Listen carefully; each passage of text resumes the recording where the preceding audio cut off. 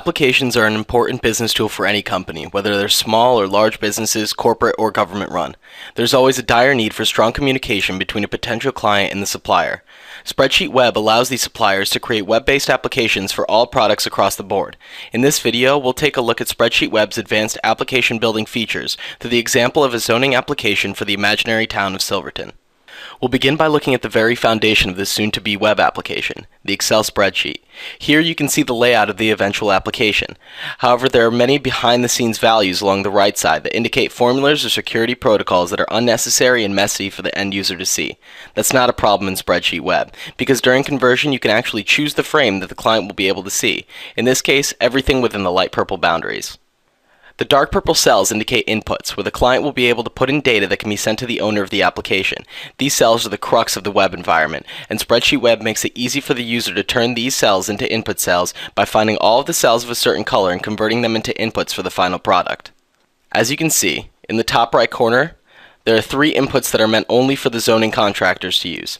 It's important that the end user isn't able to input values here, because they're simply reference inputs that denote something to the supplier, not the client.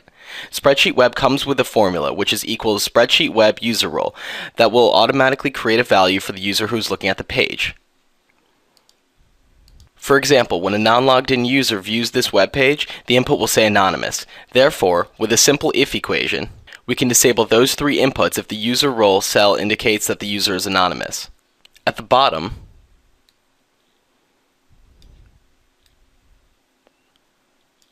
I've also created auto-response emails, one for the person submitting the file so they know that it has been received by the zoning committee, and the other for myself so that I'm alerted when there's a new proposal that requires my attention. Using SpreadsheetWEB, this is all automated. After the conversion is done, the web application will look like this.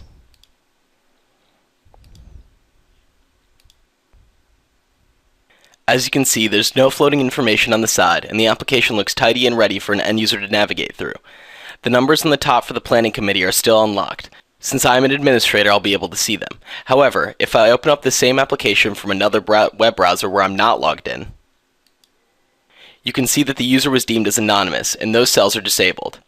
Now, I've already entered the data in this application for James Dean to remove some earth products from his yard. All I have to do is scroll down and press submit to send the information to the server. Now that I've submitted the data, both James Dean and I should receive an email. Since I don't have access to Mr. Dean's account, I'll check my email, and I'll find that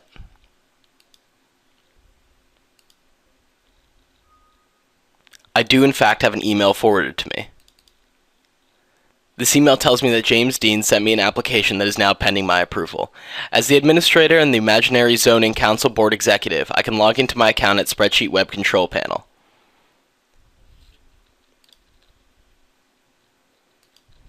From here I can head over to the Data tab, and I can find every record for each application submitted.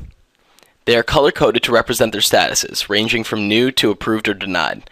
Now I should mention that as the owner and administrator on this account, I can create accounts for other board members as well. If 3 other people, for example, needed access to approve or deny these zoning applications, I could simply create 3 accounts for them and they would also be able to log on and simultaneously scour through and edit records. Since it's just me at the moment, I'll be the sole authority on zoning in Silverton. Now, from the Data tab, I can scroll down, and I can find the new record just submitted by James Dean. From here, I can click the Edit button, and see all the information that he posted. In the corner, you can see now that the 3 inputs for zoning committee members to fill out are now enabled again, because I'm logged in on my account. After I did the proper paperwork, I could edit these values, and scroll down and resubmit to save the data.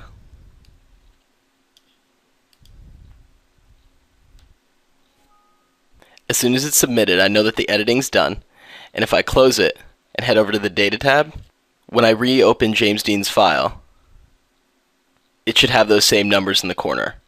Now, if I or any other zoning committee chairperson looks at James Dean's records, they will find the new authorized numbers that I entered. Going back to the Data tab and refreshing, I can see that the user category tells me who the last person to look at the record was, or who is allocated to each particular job. Again, since it's only me on the zoning board, I'm the only one with current access to these records. Now that I've given James Dean's account its first review, I can press the New Status button, and change the record to in review, so that I or any future member can see that a zoning application is currently under review. If I scroll down, you can see that it's appropriately color-coded and time-stamped. While it's obvious that I'm the only person on this committee, I'm sure you can imagine how this process streamlines manual paperwork or simple HTML applications. The data can be downloaded directly into an Excel spreadsheet for any number of selected records, edited simultaneously by a whole group of people, and constantly altered and changed if necessary without worrying about whether information is up to date or not. SpreadsheetWEB makes it incredibly easy for both the end user and the supplier to constantly stay updated. The end user doesn't have to deal with extraneous information, while the committee or business has a simple way of tracking records, updating and maintaining their databases, and creating fully functional web-based applications in only a fraction of the time necessary to do so otherwise. Thank you for tuning in. Subscribe to our YouTube channel for more updates.